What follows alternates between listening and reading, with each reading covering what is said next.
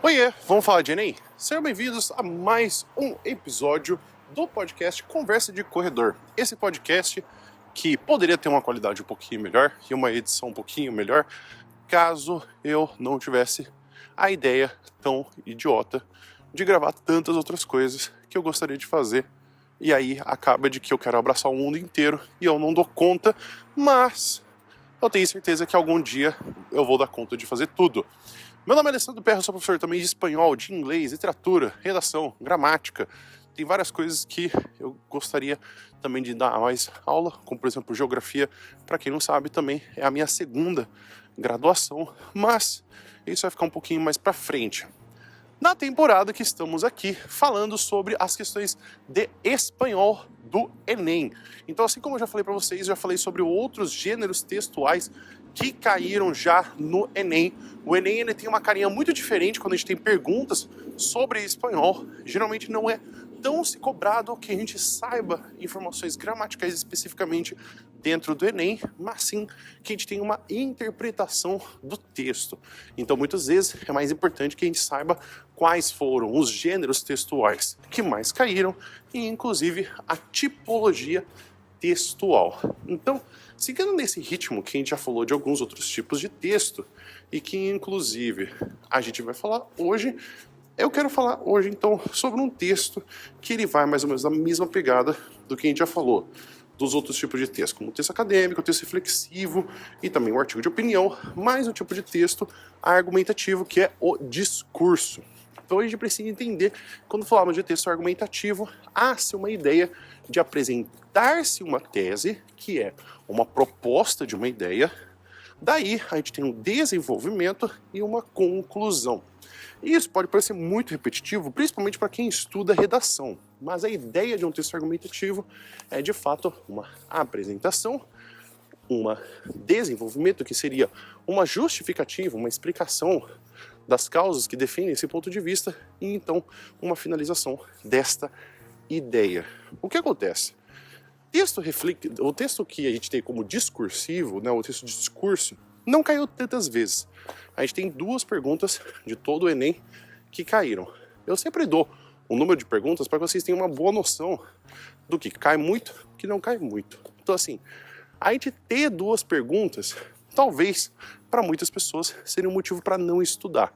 Só que eu sempre fico nessa de não estudar, porque vai que cai esse texto, e aí depois eu fico com peso na consciência que vocês não estudaram. Então, eu prefiro mais que vocês saibam, tenham essa noção de que vocês fiquem pelo excesso, porque também o meu objetivo com esses tipos de episódio, que mesmo que não tenha muitas perguntas, é dar uma noção de outros gêneros que foram parecidos, que a gente já conversou, para você ter mais ideias de abordagem da questão. O discurso, então, ele sai de uma ideia que é muito importante para quem se ouve esse tipo de discurso. Não é à toa que quando a gente tem um discurso para uma classe de terceiro ano que está se concluindo o terceiro ano e não vai mais retornar para a escola, a abordagem é totalmente diferente de pessoas que estão concluindo uma graduação.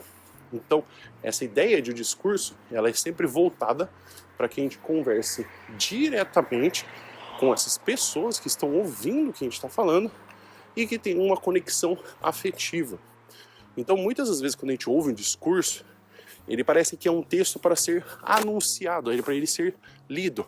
Porque sim, esse tipo de texto argumentativo, ele é para ser ouvido. Ele tem o objetivo de que você seja ouvido. Mas muito mais que isso, um sentimento de conexão. Então, quando a gente lida com o discurso, a gente sempre tem essa questão do que a gente fala de qual que é a função do texto, qual que é o elemento da linguagem que está sendo mais focado para que a gente tenha esse tipo de texto.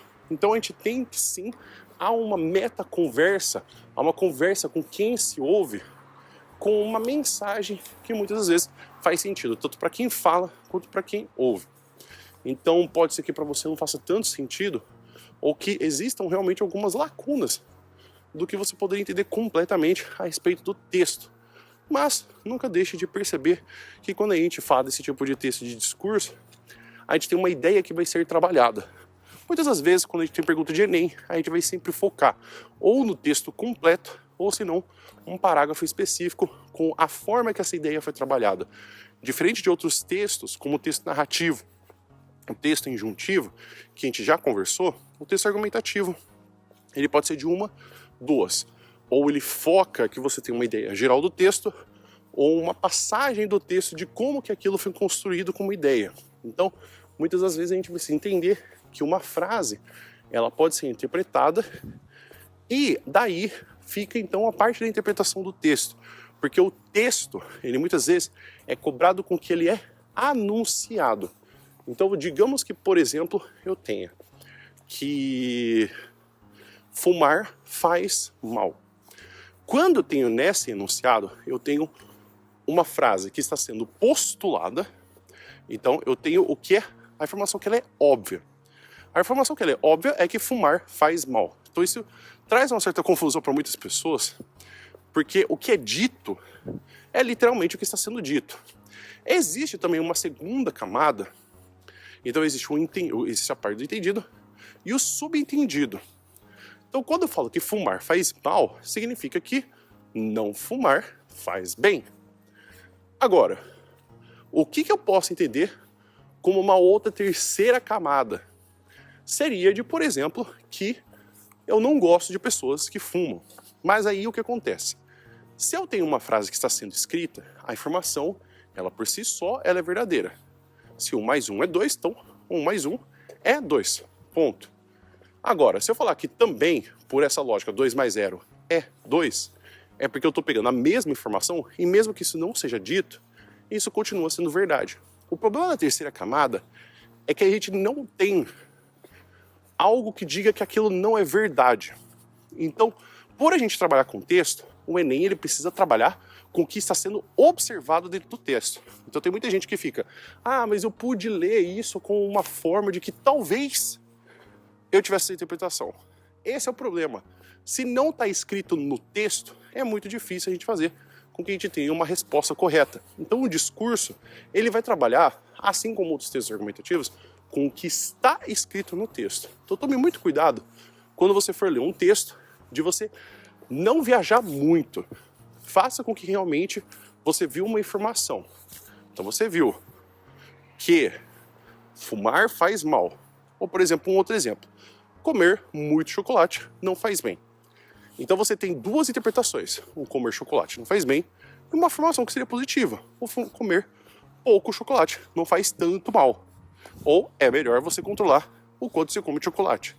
Então você fazer essa paráfrase, é você fazer essa troca de palavras que não mude o sentido. Porque você falar que pessoas que comem muito chocolate morrem mais cedo, isso não é nem verdade, mas também não é mentira.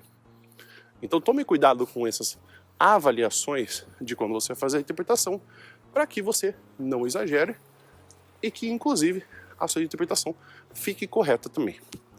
Tudo bem? Então acho que essa é uma boa confirmação, uma boa observação que você pode ter, tanto de discurso, quanto você também tem textos argumentativos. Então você já sabe, o nosso episódio vai ficar por aqui. Você sabe me encontrar nos outros lugares, o que você quer saber de mim. Eu espero que vocês tenham entendido. Inclusive, deixa um comentário, o que você está achando até agora desses episódios. A gente vai se ouvir no próximo episódio. Muito obrigado por todo mundo que ficou até aqui e que me ouviu. E eu espero que você tenha um bom dia. E a gente se ouve no próximo episódio. Até mais!